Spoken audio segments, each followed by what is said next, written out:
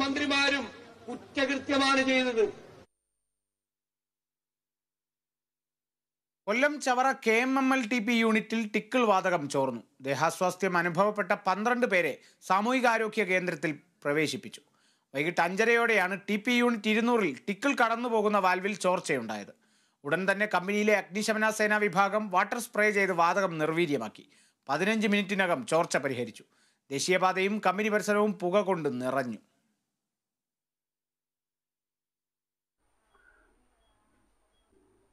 വിളക്ക് വെക്കാനായിട്ട് പുറത്തോട്ട് ഇറങ്ങിയതായിരുന്നു. വിളക്ക് കഴിച്ചിട്ട് പുറത്തോട്ട് ഇറങ്ങിയപ്പോൾ ഉണ്ട് പടിഞ്ഞാറപ്പുറത്ത് പോയപ്പോൾ ഉണ്ട് ഭയങ്കരമായിട്ട് പുക, കണ്ണ് കാണാനൊന്നും വയ്യായിരുന്നു. പിന്നെ കുഴഞ്ഞ് വീഴാൻ പോയ കണക്ക് ഞാൻ പിന്നെ അവിടെ തൂണെ പിടിച്ചുകൊണ്ട് പിന്നെ ഹസ്ബൻഡെ വിളിച്ചിട്ട് പിന്നെ എനിക്ക് സംസാരിക്കാനൊന്നും പറ്റിയില്ല. പിന്നെ ഓർമ്മയൊന്നുമില്ല. പിന്നെ അപ്പുറത്തെ വീട്ടിലോട്ട് ഞാൻ വല്ലച്ചാലും അങ്ങ് പോയത്. അവർ പിന്നെ എന്നെ ഹോസ്പിറ്റലിലാക്കിയത്. മൊത്തം പുകയായിരുന്നു. മൊത്തം റൂമിനകത്തോട്ട് ഓടിക്കയറപ്പോൾ റൂമിനകത്ത് മൊത്തവും പുകയായി. എന്താ പറ്റിയെന്നൊന്നും അറിയാൻ വയ്യ. അവരെല്ലാം കയറി കതകടിച്ചു. ഒരാൾ മാത്രം പുറത്തോട്ട് വന്നുകൊണ്ട് ഞാൻ വീഴാതെ രക്ഷപ്പെട്ടതാണ്. തൃശൂർ എരുമപ്പെട്ടി പതിയാരത്ത് കാട്ടുപന്നിയുടെ ആക്രമണത്തിൽ യുവാവിന് പരിക്കേറ്റു. തിച്ചൂർ സ്വദേശി അണ്ടേക്കാട്ട് വീട്ടിൽ 43 വയസ്സുള്ള യൂനിസിനാണ് പരിക്ക് പറ്റിയത്.